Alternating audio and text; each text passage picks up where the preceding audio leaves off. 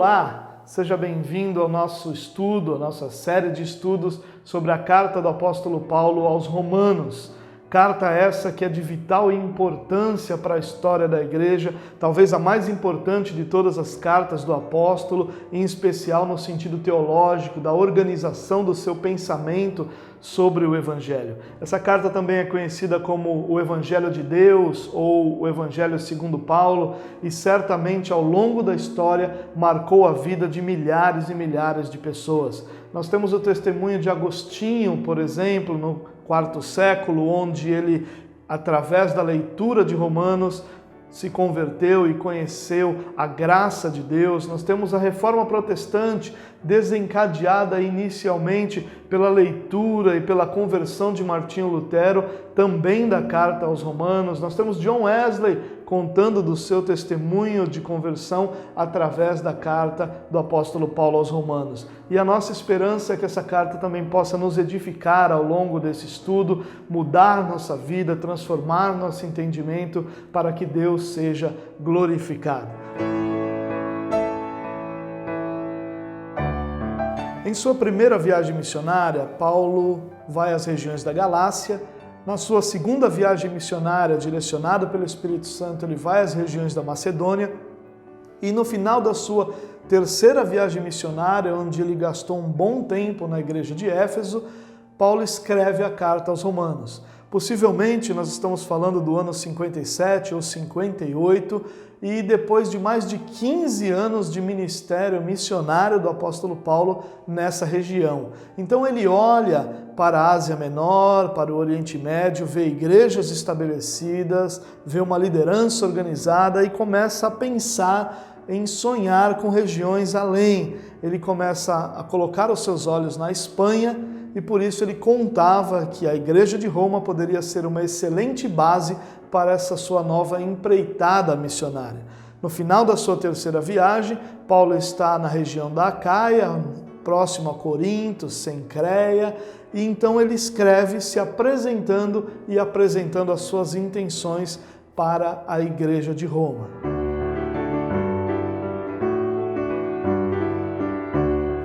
Dentre os principais motivos que levaram Paulo a escrever à igreja de Roma, o principal, sem dúvidas, é se apresentar a essa igreja. Paulo não havia sido o fundador dessa igreja e Paulo não havia estado com os irmãos dessa igreja ainda. Apesar de nós termos certeza que Paulo conhecia vários membros dessa igreja, por causa das saudações que ele envia no final da carta aos Romanos, ele mesmo declara que nunca havia estado lá, apesar de ter desejado e planejado ir várias vezes. Mas agora que Paulo planeja ir às regiões da Espanha, ele entende que Roma, que a igreja de Roma, deveria ser a sua base missionária, onde ele pudesse estar com os irmãos e até mesmo receber suporte financeiro dos irmãos para essa nova viagem. Então ele decide apresentar-se. E a razão dele apresentar-se é para que qualquer dúvida sobre a sua pessoa, qualquer boato infundado ou qualquer mentira sobre quem ele era fosse desfeito naquele momento. Paulo era uma figura muito controversa. Paulo era uma figura que, entre os judeus, ele era considerado gentil demais. E entre os gentios, em alguns momentos, judeu demais. Ou seja, tanto entre o grupo dos judeus quanto o grupo dos gentios, gentil nada mais é do que alguém que não é judeu de nascimento, então entre os dois grupos, Paulo sempre ia ter questionamentos. E acima disso, Paulo tinha um grupo de judaizantes, ou seja, daquelas pessoas que acreditavam que para ser cristão era necessário primeiro obedecer ao judaísmo.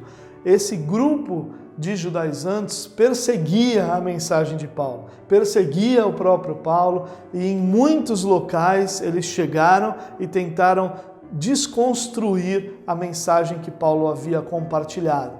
E para que não houvesse nenhum tipo de dúvida, Paulo decide então apresentar-se à igreja. Mais do que isso, Paulo decide apresentar o seu evangelho para que a igreja soubesse qual é o seu pensamento, para que a igreja entendesse como ele via Cristo, a salvação e o futuro planejado por Deus, e também para que essa igreja tivesse segurança ao enviá-lo como missionário à Espanha de que ele pregaria o verdadeiro e único evangelho.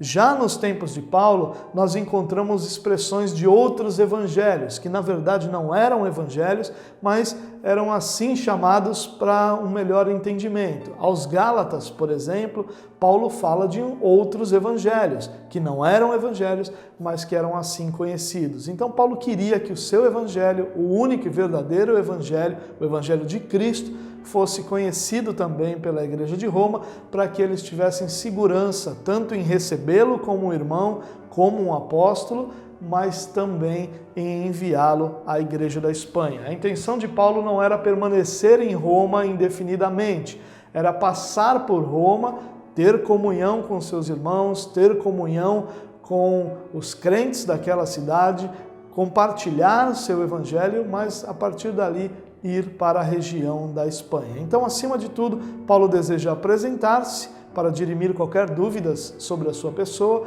e apresentar o seu evangelho para que sua teologia ficasse clara e ele pudesse ser mais facilmente aceito pela Igreja de Roma. Mas não eram as únicas intenções de Paulo.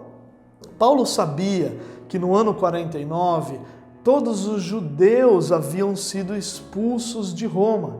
Dentre esses judeus, muitos judeus cristãos, mas que os gentios cristãos continuaram se reunindo nas casas, como era o costume da igreja naquela época, e essa igreja floresceu, essa igreja cresceu.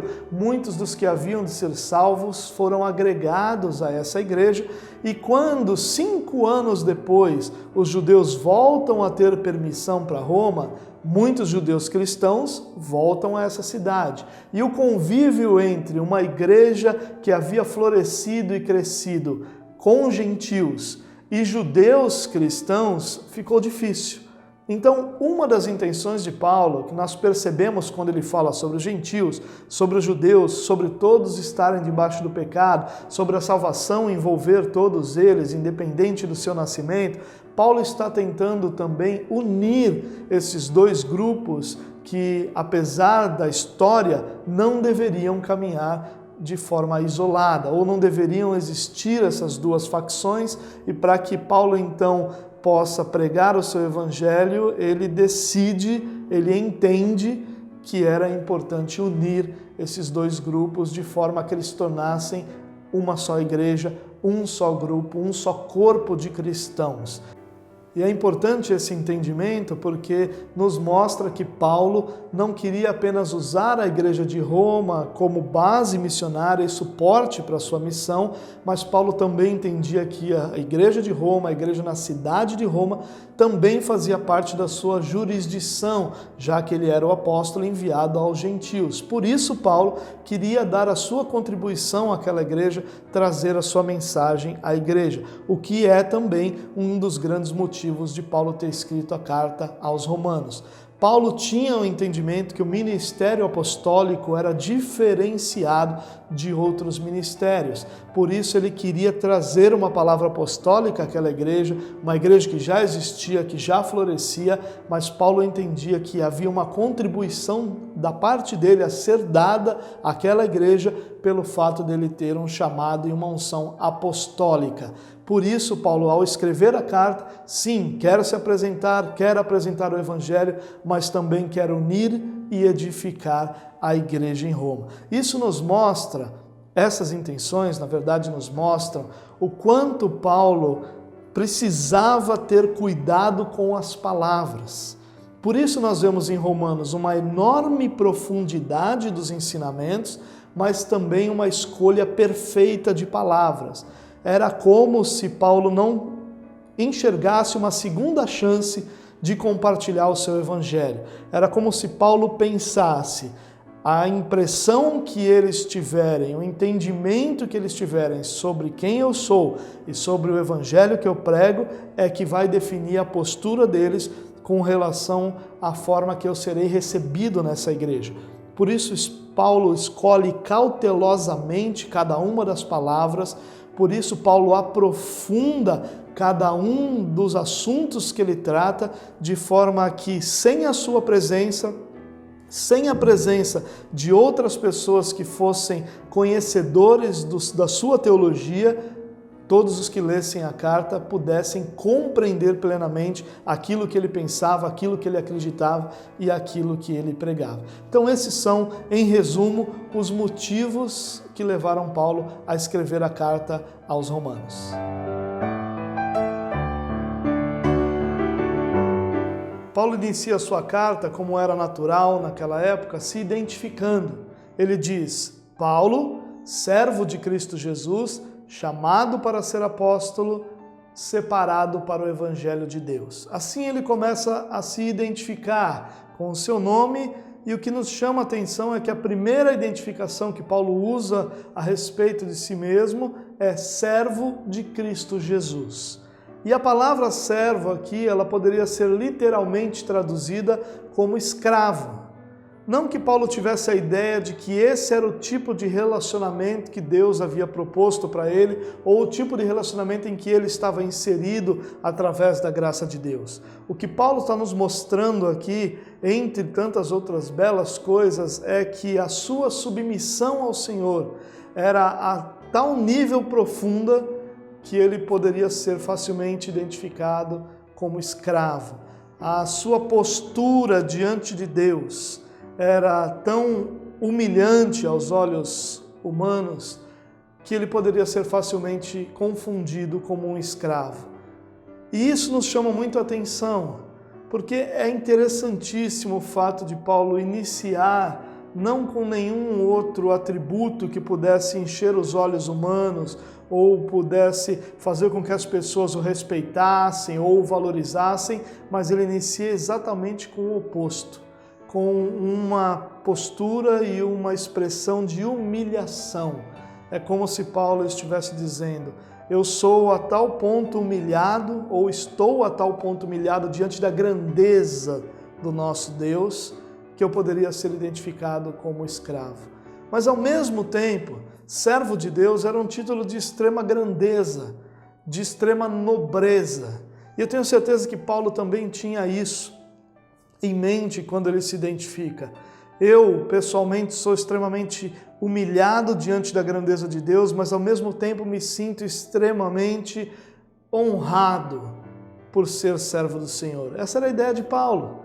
Isso nos deveria fazer pensar, porque não existe nada que venha antes do fato de nós reconhecermos a grandeza daquele a quem nós servimos e com quem nós andamos, para que outros atributos, para que qualquer outra credencial possa ser utilizada. Antes de qualquer outra coisa, Paulo diz: eu sou servo, estou a tal ponto humilhado, estou a tal ponto submisso, que se alguém falasse você parece um escravo, ele não estaria errado, porque é exatamente essa a minha caminhada, meu nível de intimidade, meu nível de submissão com o Senhor. Pense nisso um pouco, devemos nós pensar nisso um pouco.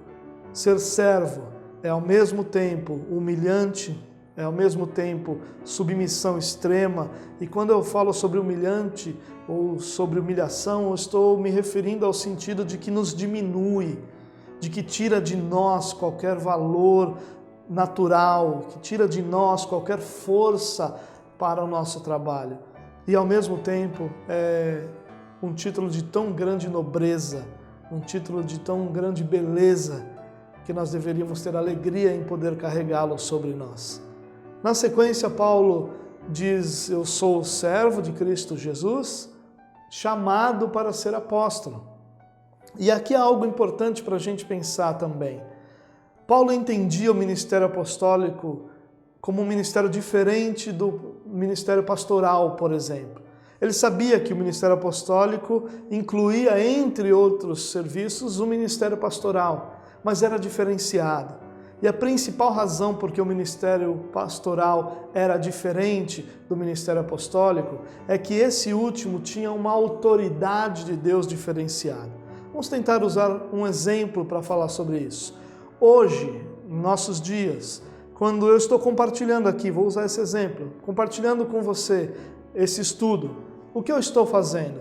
Eu estou apenas pegando aquilo que já está revelado, aquilo que já está escrito, que já foi nos apresentado, e estou explicando de forma a facilitar o seu entendimento. Eu não estou trazendo nada aqui que não esteja aqui, que não esteja já revelado. Eu não tenho autoridade, nem autonomia, nem deveria, por nenhuma outra razão, trazer a você algo que não fosse anteriormente revelado. Ou seja, não há autoridade em mim para, sobre a sua vida, declarar algo completamente novo ou algo que Deus ainda não tenha revelado.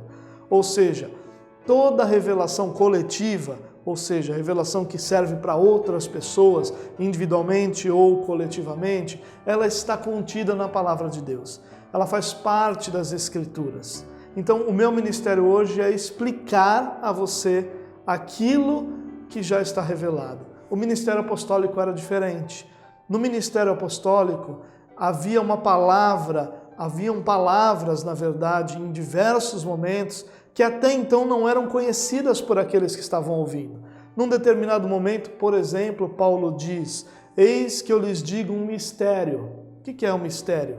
É algo que até então já tinha sido decretado por Deus ou já existia em Deus, mas que naquele momento estava sendo revelado àqueles que ouviam aquele discurso ou ensinamento. Então, o apóstolo tinha uma autoridade para trazer da parte de Deus uma palavra que até então não era encontrada em nenhum outro lugar. Hoje, nenhum ministro tem essa autoridade. A nossa autoridade hoje, ela vem da palavra já revelada. Ela não vem de algo não revelado, ela não vem de uma autoridade apostólica. Ela vem da revelação da palavra sobre nós.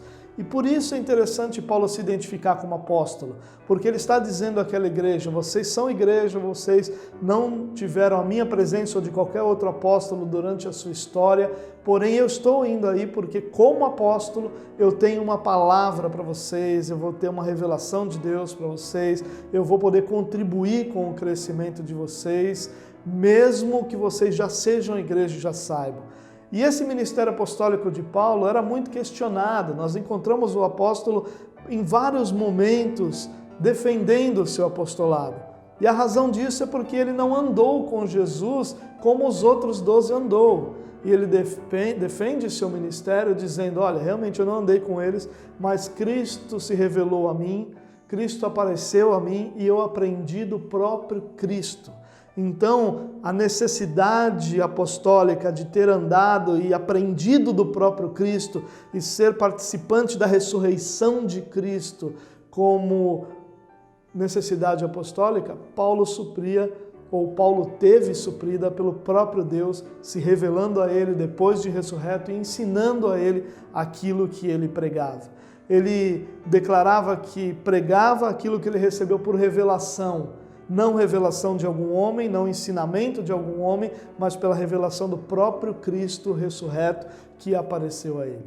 Isso é interessante para a gente entender o ministério apostólico moderno, que na verdade não existe, porque essa necessidade de uma palavra que tenha autoridade similar à palavra do próprio Deus não nos é dada hoje, porque nós temos a palavra como revelação completa e suficiente para a vida da igreja.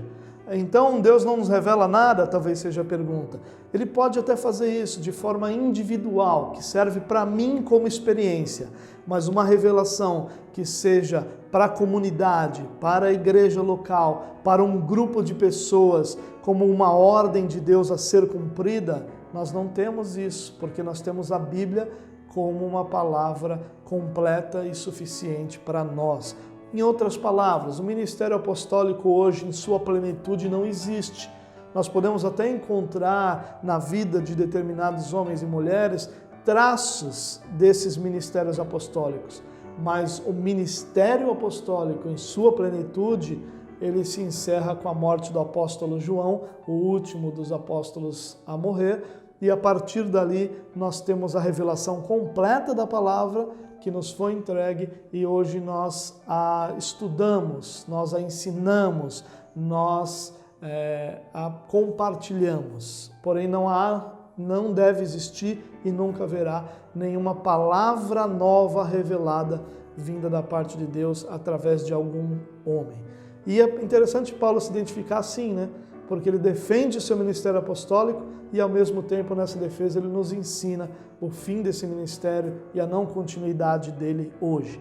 E, por fim, ele diz, eu sou também separado para o evangelho de Deus. Paulo está dizendo que ele foi separado, e ali ele faz um trocadilho com a palavra fariseu, que tinha o mesmo significado, é a mesma raiz, a palavra é a mesma. Então Paulo está dizendo, hoje eu sou um fariseu de Deus, eu fui separado, eu sou dedicado, eu exclusivamente vivo para o evangelho de Deus. Então é assim que Paulo inicia a sua identificação para com aqueles que não o conheciam. Ele diz, eu sou plenamente submisso a Cristo Jesus, humilhado diante da sua grandeza. Eu tenho sim um ministério apostólico, por isso aquilo que eu falo, aquilo que eu trago é uma revelação do próprio Deus, porque como experiência pessoal, Deus apareceu a mim e Deus me ensinou aquilo que eu prego, essas são as palavras de Paulo, e também sou separado. Um dia eu fui fariseu da lei judaica, separado para essa lei, dedicado a essa lei, hoje não mais. Hoje eu sou um fariseu. Se nesse trocadilho de palavras a gente pudesse usar como fariseu, mas o entendimento do separado nos basta. Ele diz, hoje eu sou separado, um dia eu fui separado para a lei, hoje eu sou separado para o evangelho de Deus. Que evangelho é esse? Qual era o evangelho que Paulo pregava? É o que ele vai discorrer na sequência. Que evangelho Paulo pregava?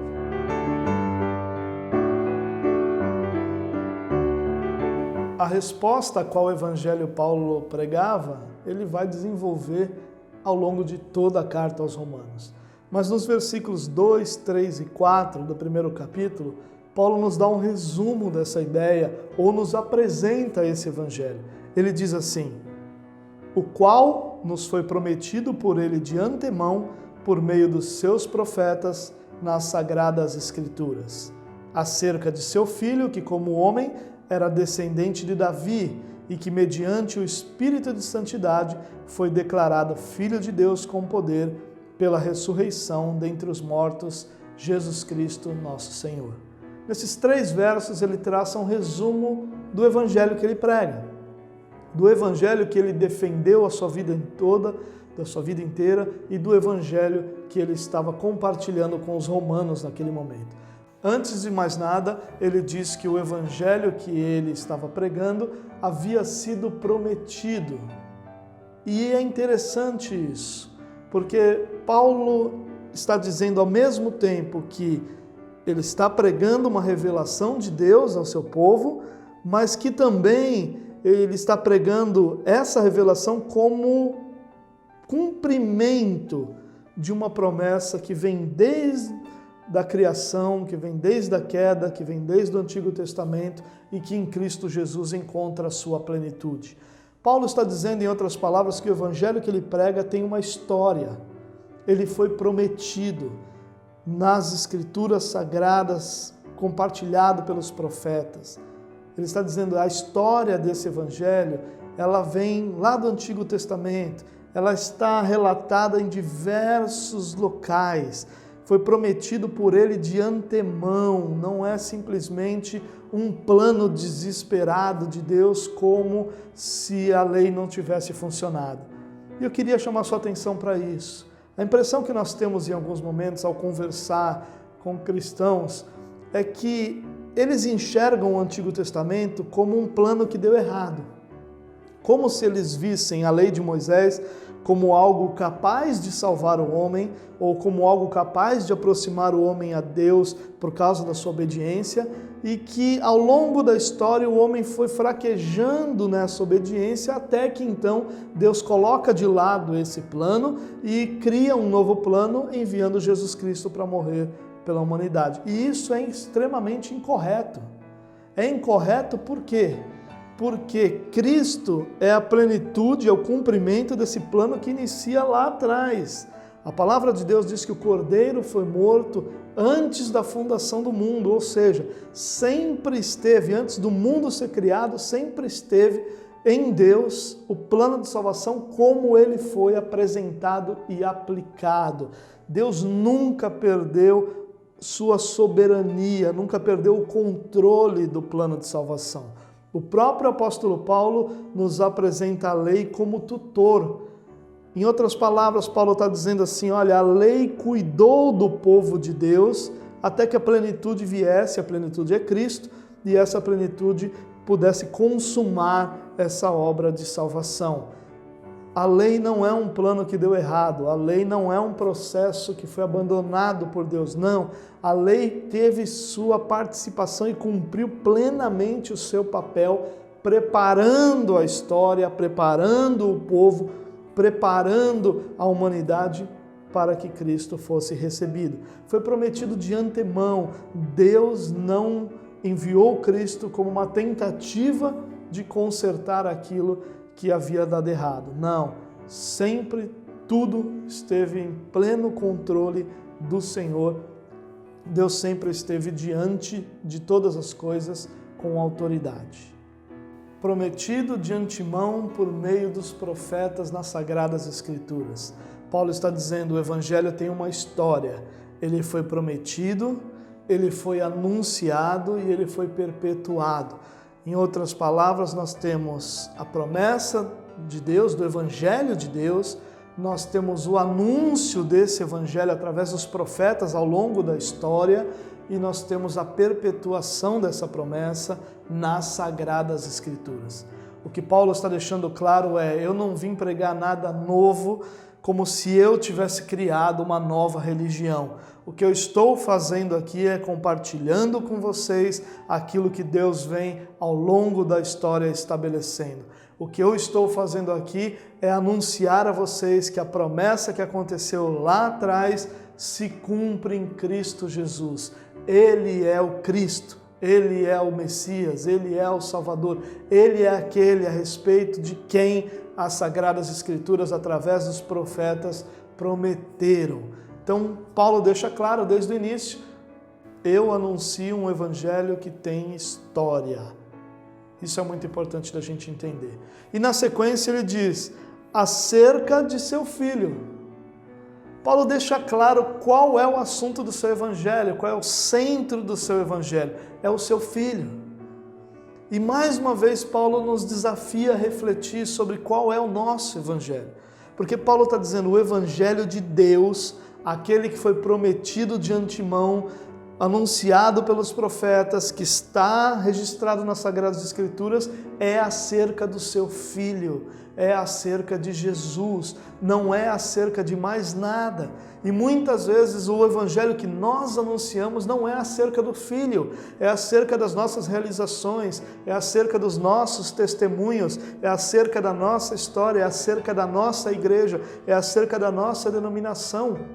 E o que Paulo está nos desafiando aqui a pensar e a viver é que o evangelho que ele anunciava é acerca do seu Filho.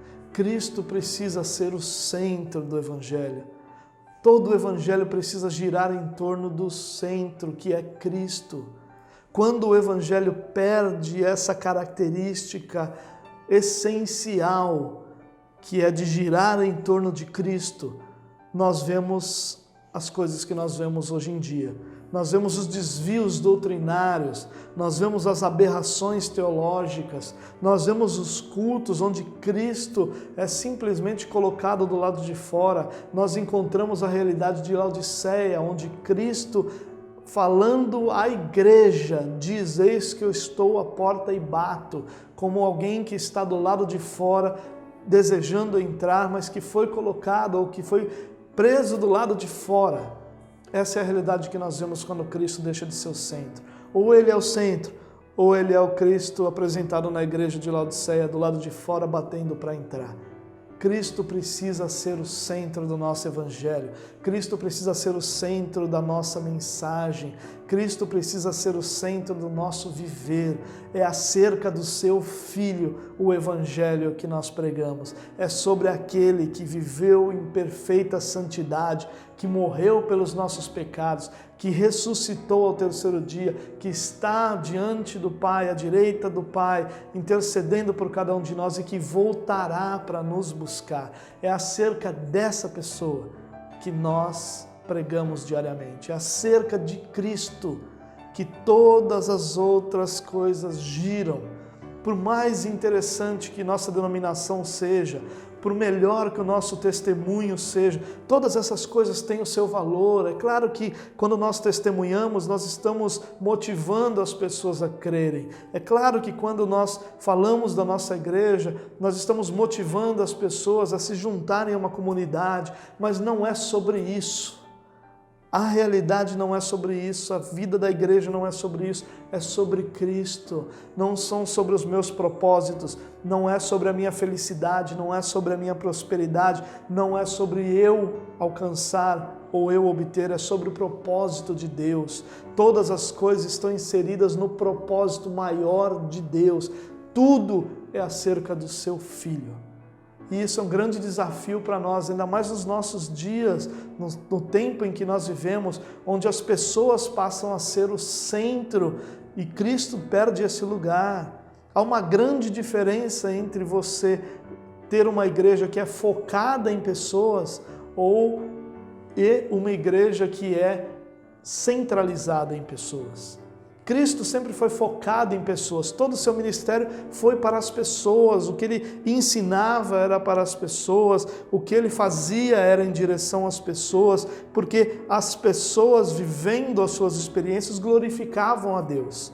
Centralizado em pessoas, torna esse Cristo um servo daqueles que são o centro. Nós sempre serviremos o centro.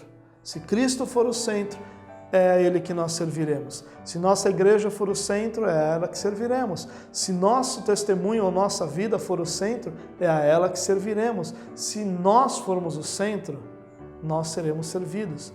Portanto, o Evangelho de Paulo é acerca do seu Filho e o nosso Evangelho é acerca do seu Filho também. Filho esse que Paulo apresenta quando ele diz que como homem era descendente de Davi. O que Paulo está dizendo é o Jesus que eu prego, o Filho acerca de quem é o Evangelho, ele como homem era descendente de Davi. O que Paulo está dizendo aqui é, quem eu prego cumpre todas as promessas e profecias do Antigo Testamento literalmente. O homem, Jesus, ele era descendente de Davi porque assim tinha que ser. E todas as profecias acerca dele se cumprem literalmente. Ele nasceu no lugar que ele tinha que nascer, ele cresceu onde ele tinha que crescer, ele viveu com quem ele tinha que viver, ele esteve nos lugares onde tinha que estar, porque isso cumpria as profecias. Ele ressuscitou, ele fez cegos enxergarem, surdos ouvirem, porque isso havia sido profetizado a respeito dele.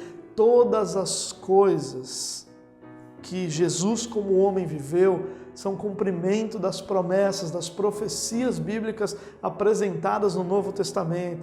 O que Paulo está dizendo é, Jesus como homem, ele tem uma descendência, ele é judeu, como descendência judaica ele tem uma história, e essa história traz uma série de profecias a respeito do próprio Jesus, a respeito de como ele deveria viver.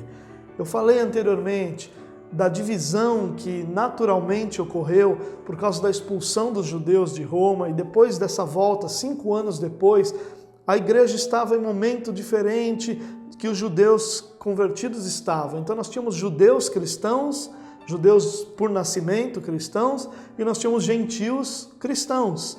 E o convívio entre eles não era o mais fácil possível por causa do entendimento anterior. E Paulo ali está usando esse argumento também para essa unidade. Como homem, ele era sim descendente de Davi, ele era sim judeu, ele tem sim toda essa história, mas isso não é o mais importante, porque no versículo 4 ele diz: e que mediante o Espírito de Santidade foi declarado Filho de Deus com poder, pela ressurreição dentre os mortos, Jesus Cristo, nosso Senhor.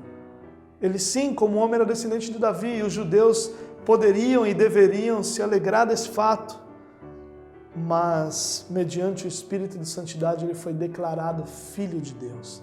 Filho não numa situação de criado, mas filho como igual, filho como da mesma natureza. E por seu Espírito de Santidade, ele foi declarado, reconhecido, anunciado como Filho de Deus. Esse é o Jesus que Paulo pregava. Sim, ele tem sua história humana importantíssima, valiosíssima, mas ele era mais do que um homem que nasceu como judeu, ele era muito mais do que um descendente de Davi, ele era Deus. E isso foi anunciado através da ressurreição.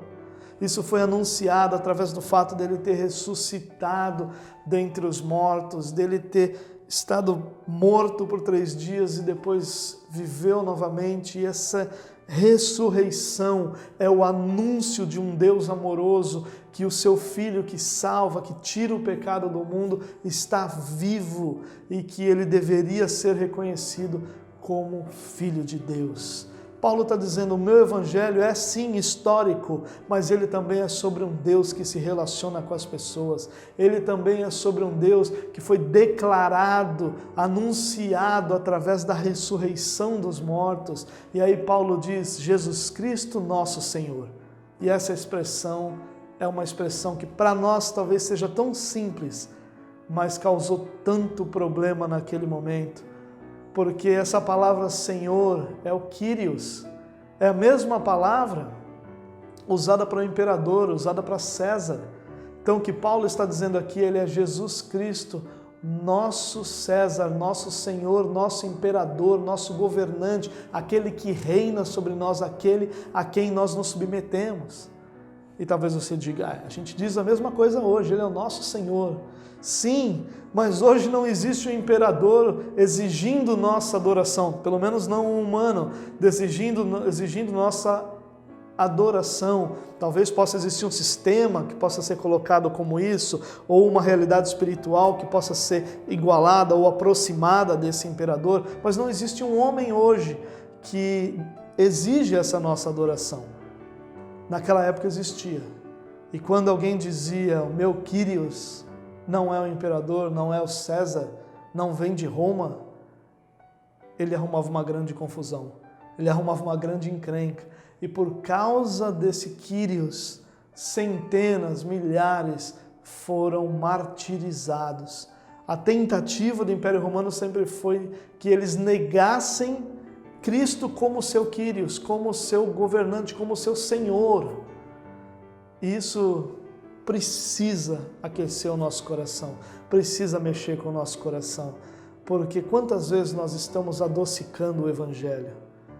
Em quantos momentos, ao compartilhar o Evangelho com alguém, nós estamos tirando o elemento do pecado, da necessidade de arrependimento, da necessidade de submissão a Deus, da necessidade de crer do Evangelho. E nós estamos convidando pessoas a fazerem parte de um conjunto de valores éticos e morais. Nós estamos tirando a espiritualidade do Evangelho e transformando o Evangelho em ética. E o Evangelho não é apenas ética, o Evangelho é acima de tudo acerca do Filho, que era descendente de Davi, mas que era Deus, que é Deus.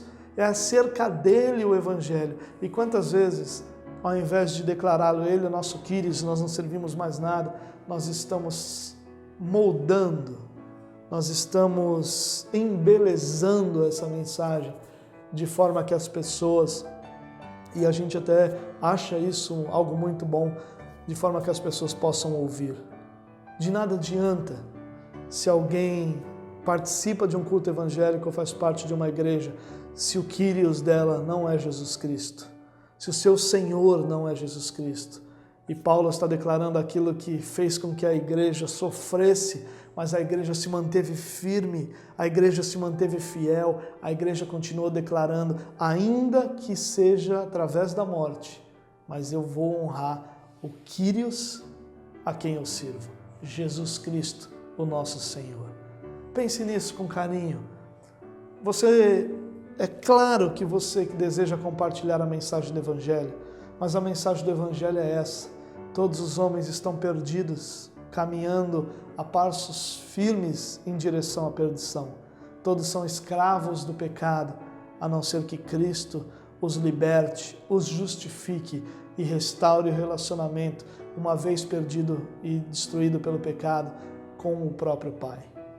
Cristo, o nosso Kyrios, o nosso Senhor, é aquele a quem nós servimos. Não tenha vergonha de trazer essa mensagem de forma clara, pura e simples. O único senão que eu gostaria de compartilhar com você é que o que eu estou incentivando você a fazer, ou tentando compartilhar com você, não é de forma nenhuma o desejo de que você seja duro, de que você seja violento na pregação. Não. A verdade em amor liberta. As pessoas na nossa sociedade dizem que a verdade dói. E por que eles dizem isso? Porque a verdade que normalmente eles ouvem é uma verdade sem amor. Porque o que a Bíblia ensina é que a verdade em amor liberta. A verdade liberta e essa verdade precisa ser ensinada em amor. Por isso, ao compartilhar o Evangelho, sim, ame, mas ame mais a verdade. Ame muito mais o seu Kyrios e compartilhe do seu Kyrios com amor com aquelas pessoas ao seu redor. Porque o Evangelho é acerca do Filho que foi declarado, anunciado, Filho de Deus, pela ressurreição, a saber, Jesus Cristo, o nosso Senhor.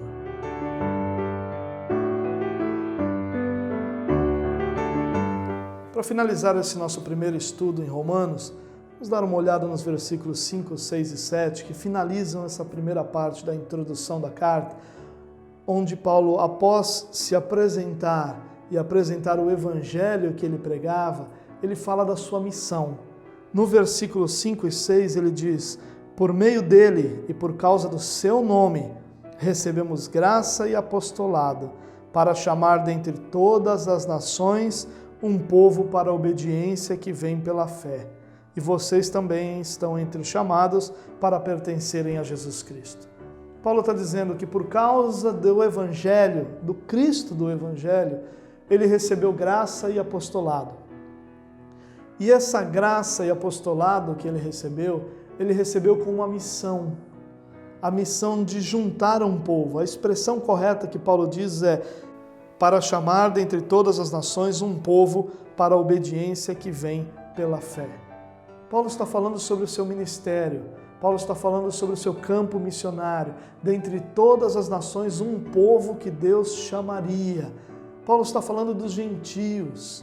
Paulo não está mais limitado à salvação apenas dos judeus, mas ele está expondo aqui uma salvação aberta a todas as nações, a todos os povos, em todos os lugares.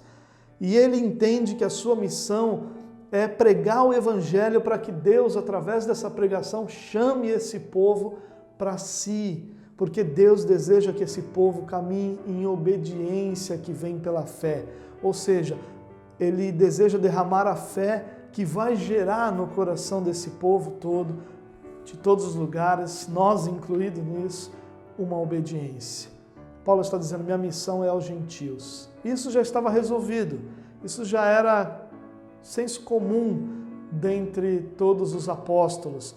Lá em Atos capítulo 15, quando há o concílio de Jerusalém, depois de um grande debate entre os judaizantes e os discípulos de Paulo, então um grupo achava que tinha que manter muitos aspectos da lei. Paulo dizia que os aspectos da lei não precisavam ser mantidos porque Cristo vem para cumprir a lei toda, fazendo com que os rituais não fossem mais necessários. Então, nesse conflito todo, eles se reúnem em Jerusalém, no concílio, na reunião da principal liderança, e ali eles determinam algumas coisas importantes para o andamento das igrejas em todos os lugares, de forma a que judeus e gentios pudessem ter comunhão. O importante a gente entender naquele lugar é que as normas de determinação não são para a salvação ou para que Deus os aceitasse, mas para que a comunhão pudesse ser mantida, já que cada grupo tinha seus costumes, sua cultura muito diferente. Mas depois disso, aliás, nesse concílio, nós entendemos e vemos que Pedro era o apóstolo dos judeus e Paulo era o dos gentios. Todo mundo compreendeu isso lá. E Paulo está declarando aos romanos exatamente isso. Meu chamado é para os gentios.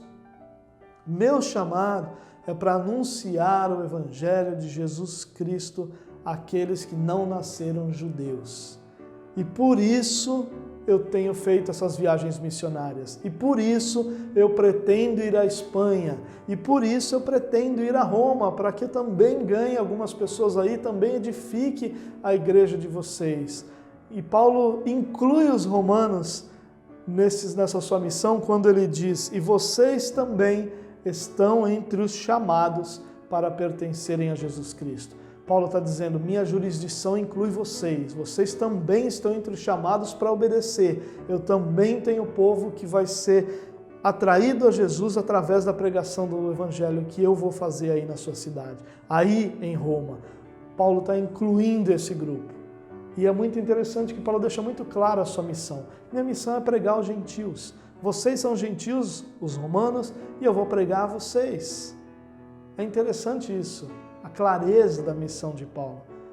O entendimento completo que ele tinha sobre o que ele foi chamado para fazer, sobre qual deveria ser o esforço, ou onde deveria ser concentrado o esforço que ele faria na obra de Deus. E ele finaliza no versículo 7 dizendo: a todos os que em Roma são amados de Deus e chamados para serem santos, a vocês graça e paz da parte de Deus, nosso Pai, e do Senhor Jesus Cristo. Aqui Paulo deixa claro que sua carta é destinada à igreja, a todos os que em Roma são amados de Deus e chamados para serem santos. Ou seja, todos que em Roma se relacionam com Jesus, a vocês graça e paz. Nessa graça e paz nós entendemos, como Paulo fazia constantemente, mais uma intenção ou mais uma tentativa de Paulo em unir dentro de um só linguajar, de um só conceito, judeus cristãos e gentios cristãos. Graça e paz, uma palavra de origem grega e uma palavra de origem judaica, trazendo aí essas duas culturas e costumes a uma só fé, ao entendimento de serem uma só igreja. Paulo escreve a igreja de Roma. Paulo tem o desejo de compartilhar o evangelho. E a partir dali, nós vamos encontrar Paulo desenvolvendo basicamente aquilo que a gente compartilhou nesse nosso primeiro estudo. Eu queria convidar você a acompanhar os outros estudos que vão acontecer semanalmente. Acompanhe na nossa página no Facebook, você também pode acompanhar no nosso canal do YouTube, entrar em contato conosco. Um grande abraço para você, Deus abençoe, obrigado por sua paciência em estar conosco. Estamos à sua disposição para esclarecer qualquer dúvida e até a próxima.